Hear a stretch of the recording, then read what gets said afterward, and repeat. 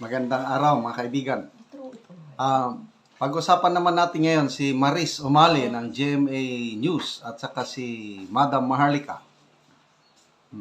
Kilala natin ang pagiging bias ng mainstream media, lalo na itong si Miss Maris Umali at saka si Maharlika, yung pagiging matapang, palaaway.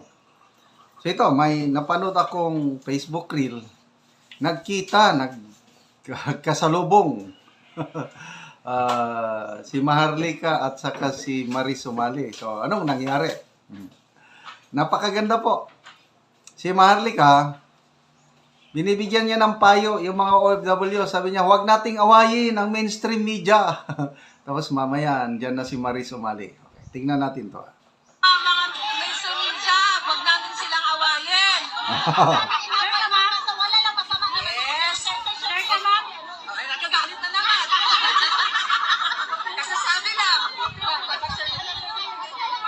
Yan na, si Maris Umali, oh. Uy, biso-biso. Okay, kumita. Wow. Ano ba? Yung mga mainstream media, huwag natin silang awayin. Correct. Yes. Okay, nagkagalit na naman. Kasasabi lang. Wow, yan. Okay, kumita. Wow.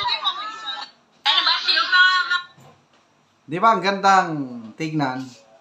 Kahit nandyan yung image ni Maharlika na palaban, palaaway, but this time, sinusunod nila ang panawagan ng mga Dutertes na relax lang tayo, huwag makipag-away. Gusto ni Gretchen Ho, sa isang interview niya dito na sa Pilipinas, nakabalik na si Gretchen Ho.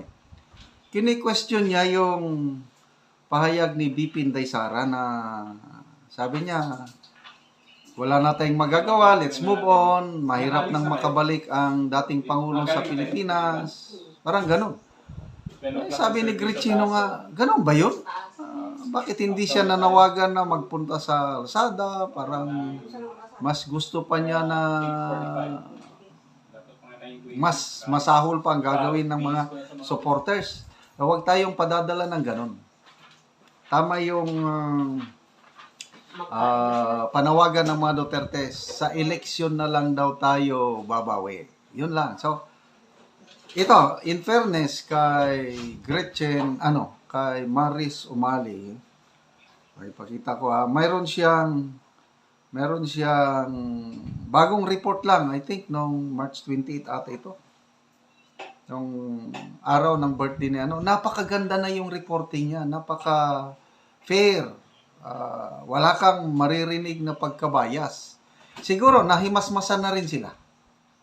Naramdaman na nila yung power ng taong bayan na pwede silang, kasi nung una, inaabog ng mga OFWs, bayaran, bayas.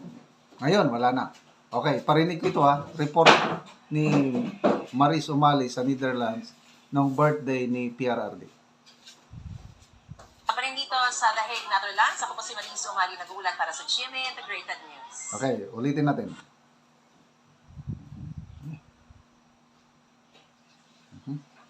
Saan ito? Pa rin dito sa The Hague, Netherlands. Ako po si Maris Umali, nag-uulat para sa GMA Integrated News. Sandali, ano nang nangyari? Mga kapuso, Yan. katatapos lamang po i-address ni Vice President Sara Duterte ang napakaraming mga taga-suporta po na nanggaling pa sa iba't ibang panig ng Europa na pumunta rito sa detention facility dito sa The Hague para iparating ang kanilang pagmamahal, pagsuporta at pagbati rin sa dating Pangulo para sa kanyang ika-80 kaarawan. Makikita po natin ay napakaraming mga ginawa pa silang mga placards. From Germany! Yes, merong mga banderitas, mga lobo na lahat luntian, talagang nabalot ng luntian itong harapan ng detention facility para batiin at iparating ang kanilang pagbati sa dating Pangulo. Please don't push, guys. Please. Kasi meron pa tayong program after this. Alright, so yan, sinasabi po niya may programa pa. Pero banda rin na tayo Bisaya. mga kapuso para marinig narinig.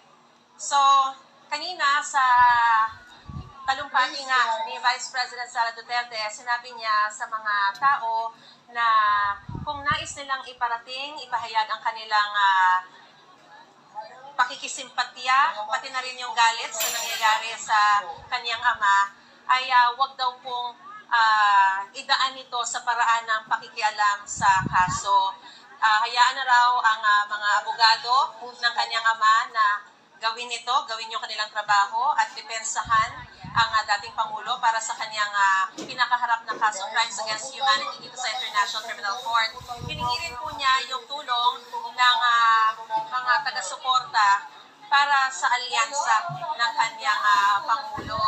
Bukod dyan, sinabi niya na ngayong araw po na ito ay hindi na muna siya makakabisita sa kanyang ama sa loob dahil ang araw po na ito ay inilaan para sa common law partner ni dating Pangulong Rodrigo Duterte na si Connie Let at sa kanya ring anak, sa kanilang anak na si Veronica. So, ang sinasabi ni Vice President Sara ay ipinauubayan na muna niya sa mag-ina ang mga araw ng visitation habang sila'y nandito dahil limitado lamang yung kanilang araw na naririto.